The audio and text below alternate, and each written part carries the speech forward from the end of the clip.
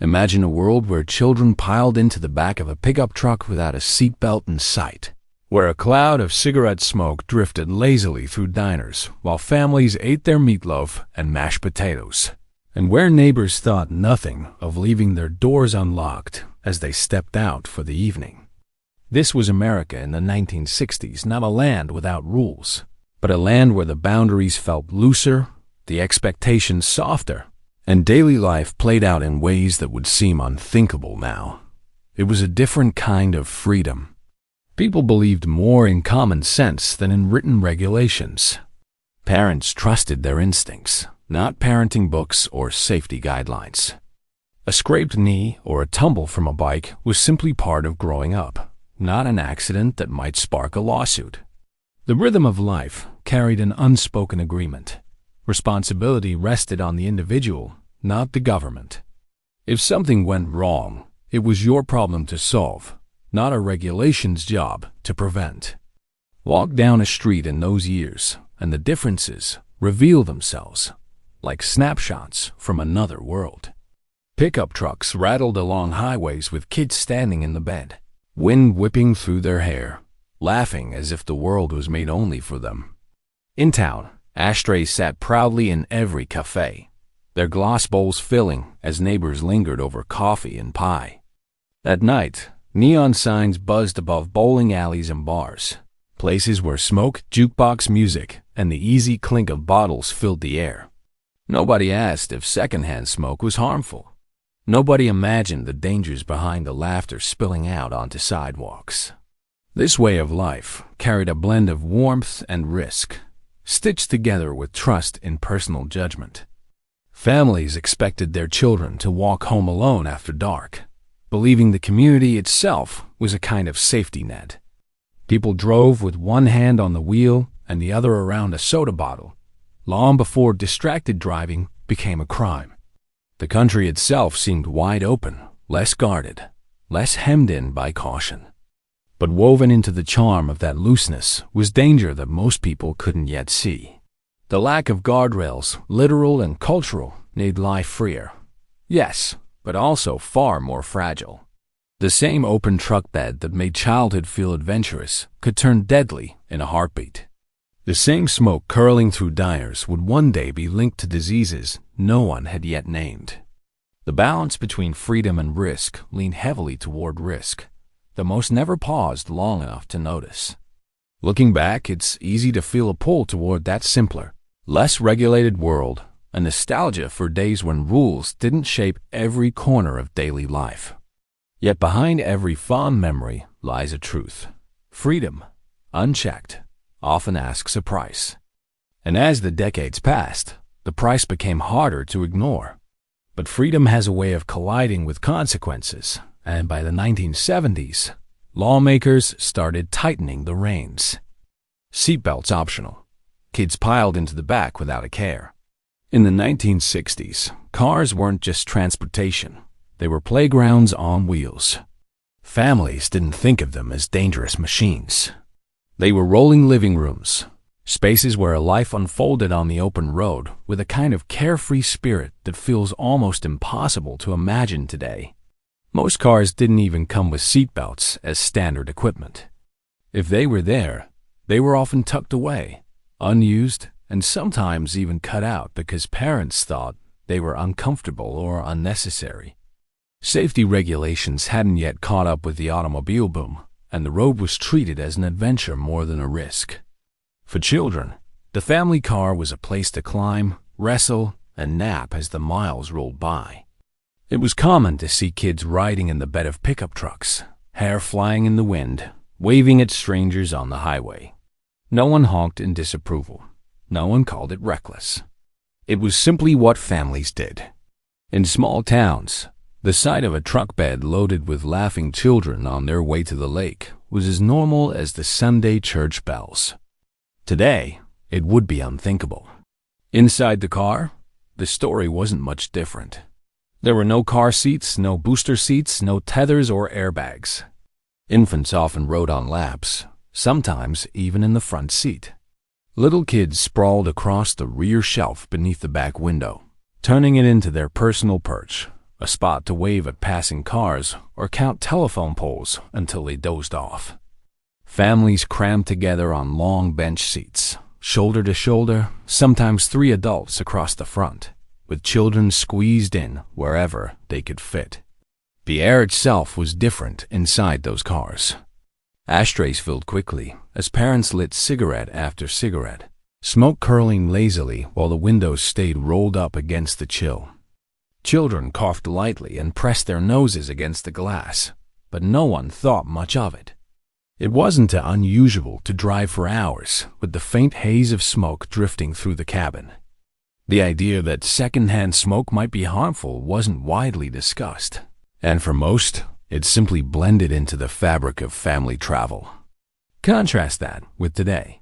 Every child buckled snugly into federally approved car seats, airbags poised to protect, laws dictating exactly where and how a child must sit. Drivers fined heavily if a seatbelt isn't fastened. Parents scrutinized for safety.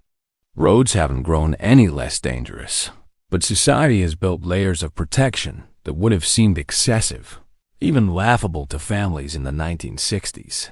The memory of those carefree drives brings a mix of warmth and unease. They remind us of a time when families trusted chance, when freedom felt like the only rule that mattered. But behind the nostalgia lies the sobering reality that many lives were cut short in those very moments of supposed safety. But cars weren't the only place where rules were loose.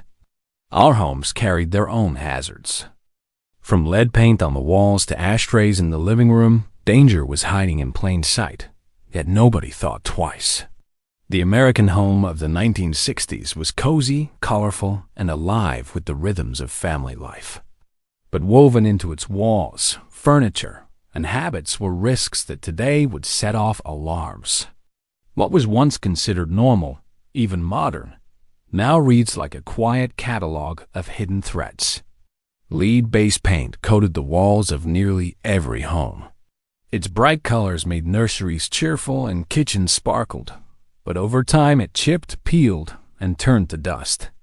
Children played on those very floors, hands brushing against window frames and toys shattered on painted baseboards.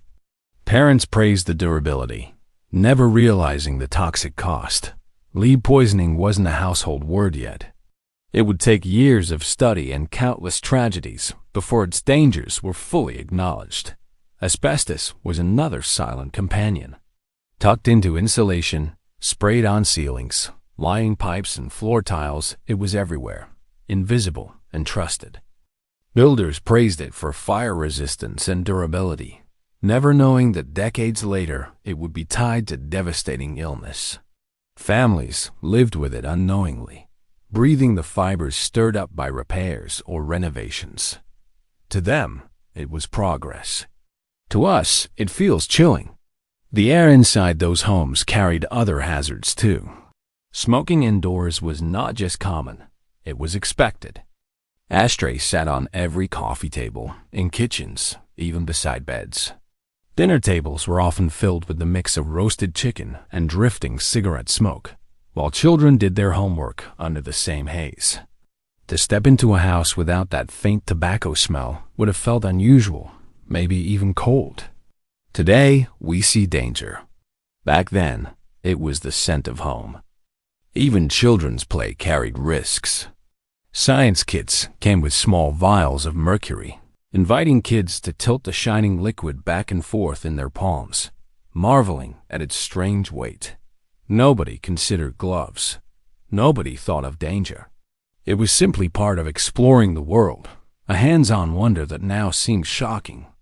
Under the sink, bottles of bleach, ammonia, and harsh cleaners sat within easy reach. Locks on cabinets were rare, warning labels minimal. Children knew the bottles by sight, but rarely by risk. Parents trusted common sense to keep disasters away. And most of the time, it worked until it didn't. And then there were the fire hazards built into the fabric of everyday life. Space heaters glowed in winter, sometimes left running overnight. Outlets brimmed with overloaded cords, sparks occasionally snapping in silence. Old wiring hummed behind walls, waiting for a chance to ignite. Families accepted these risks because the warmth, the convenience, the affordability seemed to outweigh them. Looking back, these homes feel both familiar and unsettling places filled with love, laughter, and danger in equal measure. They remind us that progress often comes quietly, with lessons learned too late. And if the dangers indoors didn't get you, the workplace had even fewer protections. Hard hats? Optional. Safety gear? Rare. In the 1960s, the job got done, but at a cost. Factories, shipyards, construction sites, and steel mills formed the backbone of America's workforce. But they were also some of the most dangerous places a person could spend their day. The smell of oil and smoke, the roar of machines, and the grind of labor defined the era. Yet behind the pride of steady work was an unspoken truth. Danger was always close at hand. Protective equipment was minimal. Earplugs, gloves, safety glasses were more luxury than standard, often reserved for specific tasks or dismissed as unnecessary. Many workers stood beside deafening machinery day after day, the constant pounding and whirring eventually stealing their hearing. The idea of long-term health risks felt distant, almost irrelevant. The job needed to be done, and toughness was the only shield most men carried. Asbestos drifted invisibly through workplaces where insulation and fireproofing were valued more than ventilation. Men carried the fibers home on their clothes, unknowingly exposing their families. Chemical fumes filled paint shops and assembly lines, the sharp odors burning throats and eyes, yet nobody reached for a mask. Masks slowed you down. Masks looked weak. In that culture, speed and strength mattered more than caution.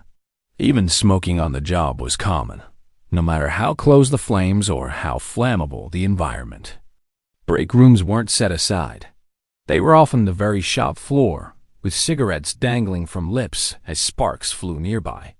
The casual blending of relaxation and risk feels reckless by today's standards.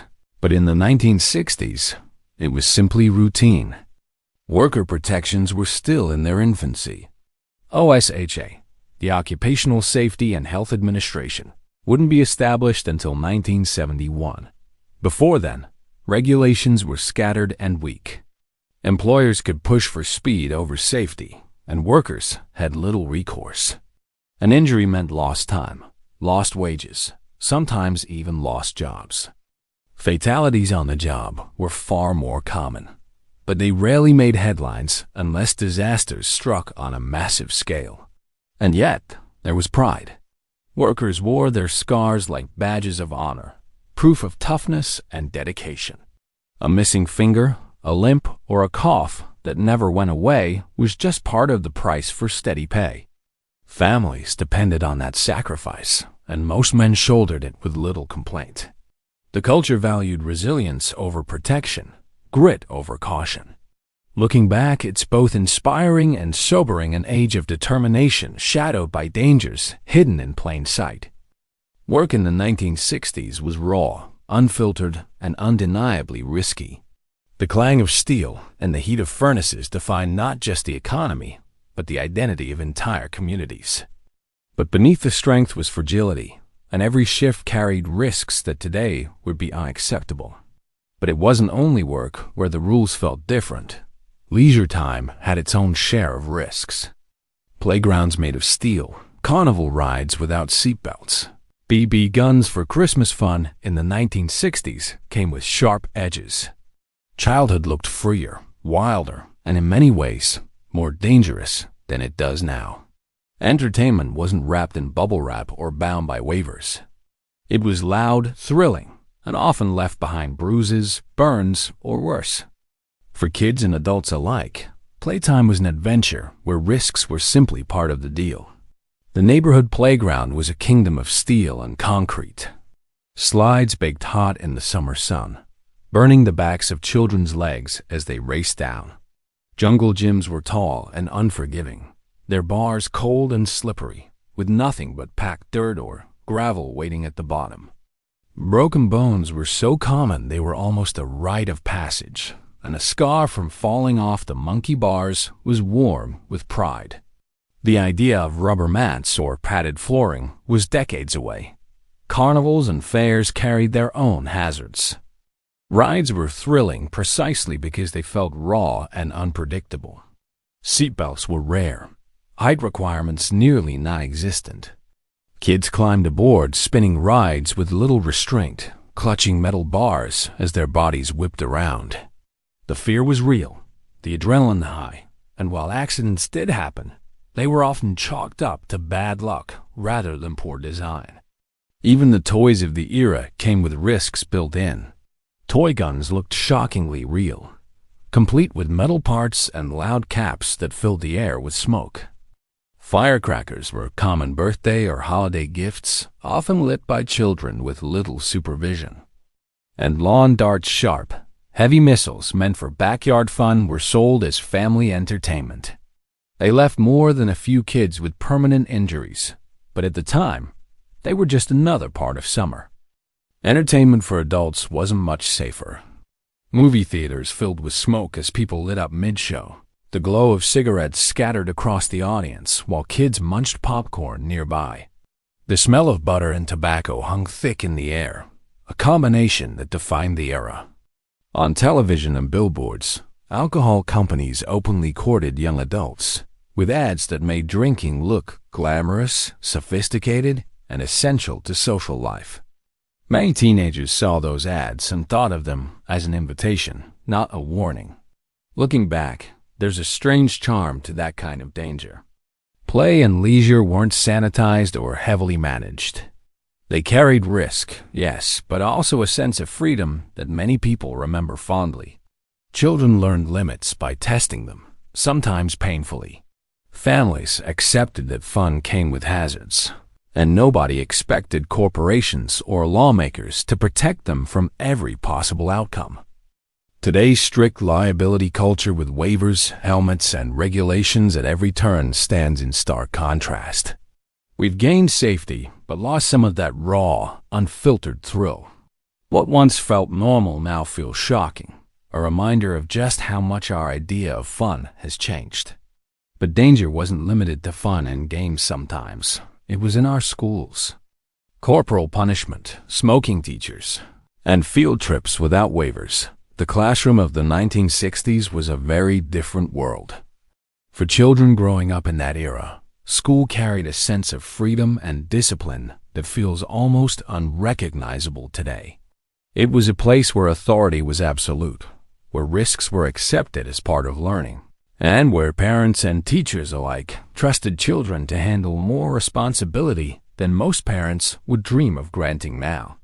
Corporal punishment was not only legal, but widely accepted. A wooden paddle hung in many classrooms, a silent reminder that disobedience carried consequences that stung both body and pride. Teachers wielded discipline with firm hands, and most parents supported it, believing it built character and respect.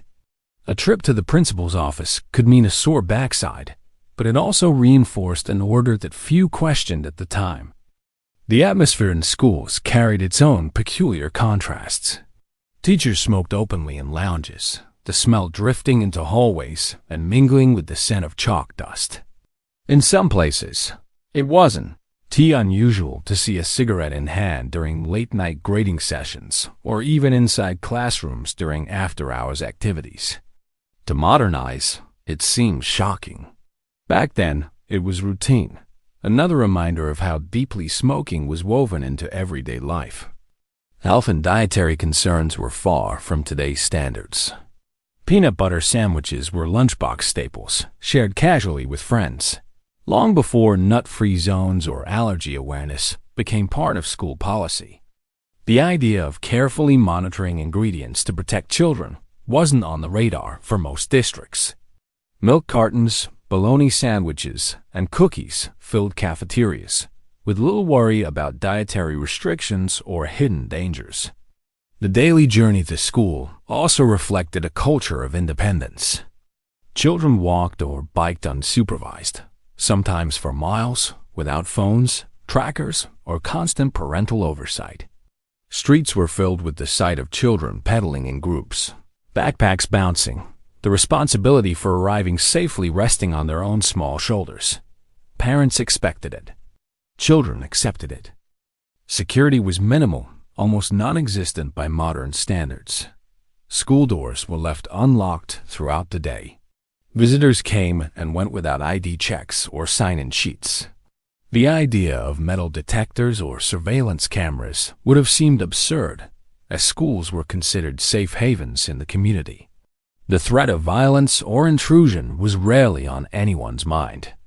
Looking back, the 1960s classroom feels like a paradox, strict in discipline, yet loose in oversight. Protective in some ways, yet astonishingly carefree in others. It was a world where freedom and responsibility went hand in hand, where children were expected to grow resilience through independence, not through constant supervision. Parents trusted schools, and schools trusted children in return. Today's model of helicopter parenting and heavily monitored campuses stands in sharp contrast. Modern parents might shudder at the risks of those old classrooms. Yet some may also feel a quiet nostalgia for a time when trust carried more weight than regulation. And if schools were relaxed, the roads outside were even wilder. No airbags, no DUI crackdowns. Just you, your car, and the open road are a recipe for chaos. The highways of the 1960s were alive with freedom, but beneath that freedom ran a darker current. Danger woven into the very fabric of travel. To drive in that era was to accept risk as part of the bargain, a deal struck with speed, horsepower, and a lack of rules. Drunk driving, for instance, was rampant. The laws existed, but the enforcement was weak and sporadic.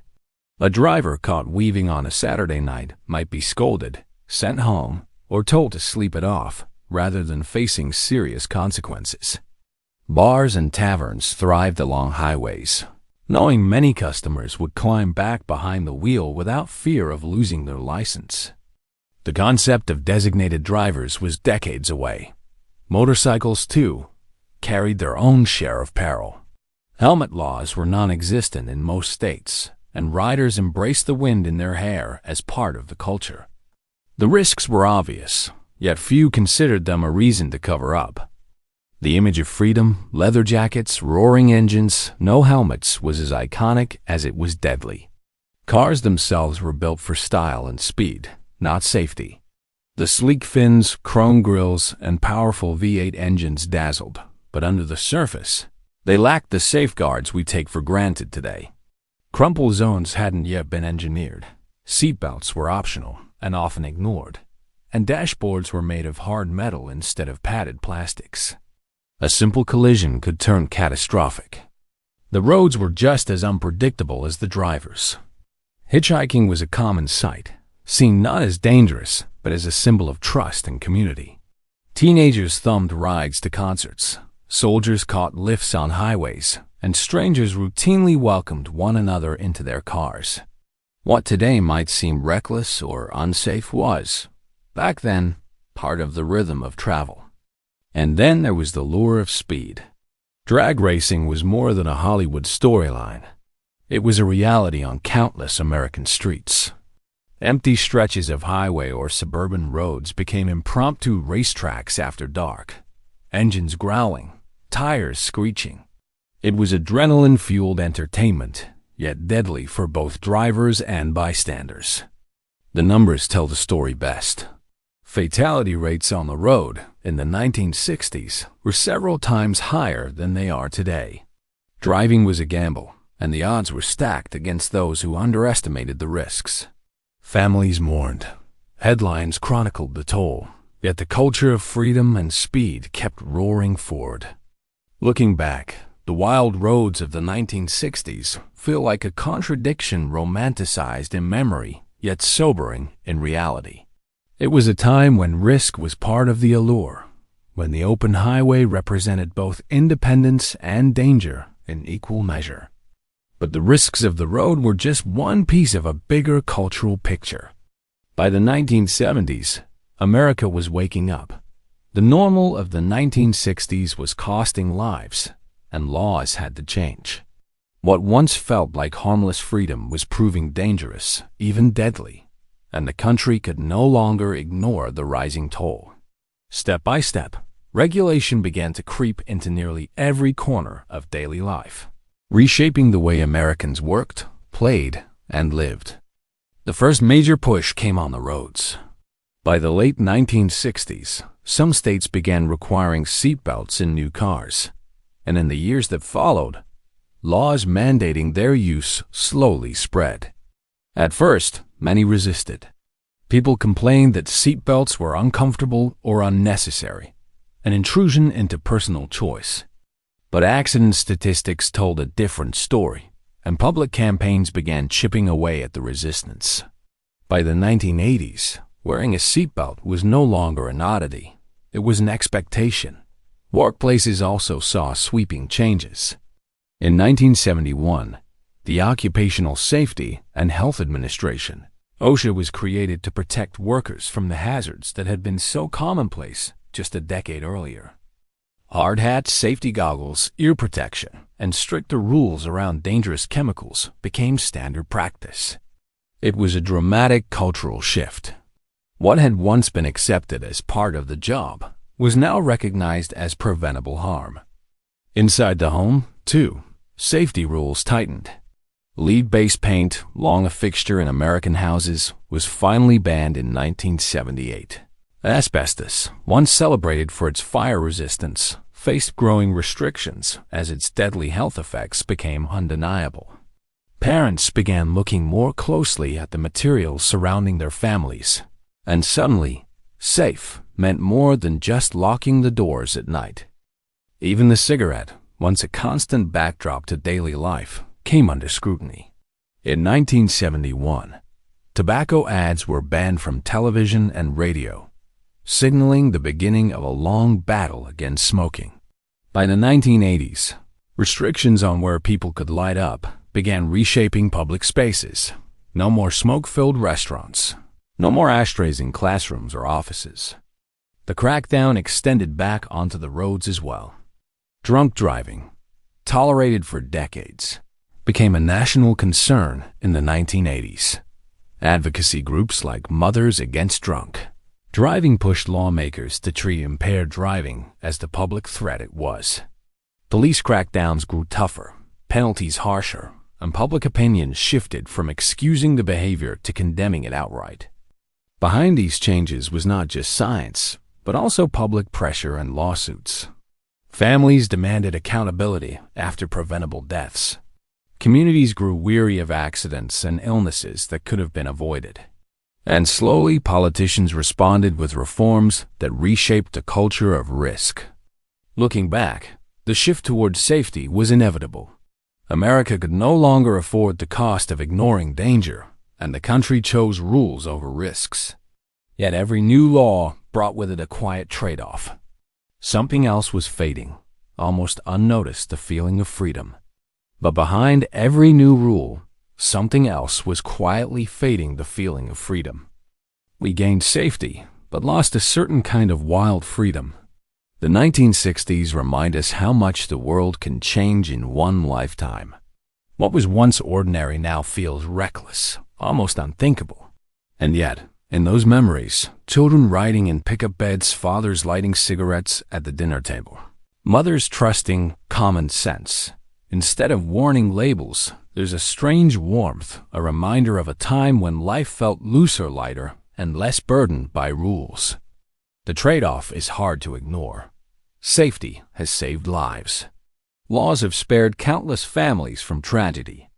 Today's cars protect us with airbags. Our homes no longer hide poison in the walls, and our children grow up shielded from dangers once overlooked. But with each new protection, something subtle slipped away. The belief that freedom was worth the risk, that people could be trusted to make their own choices without constant guidance from above.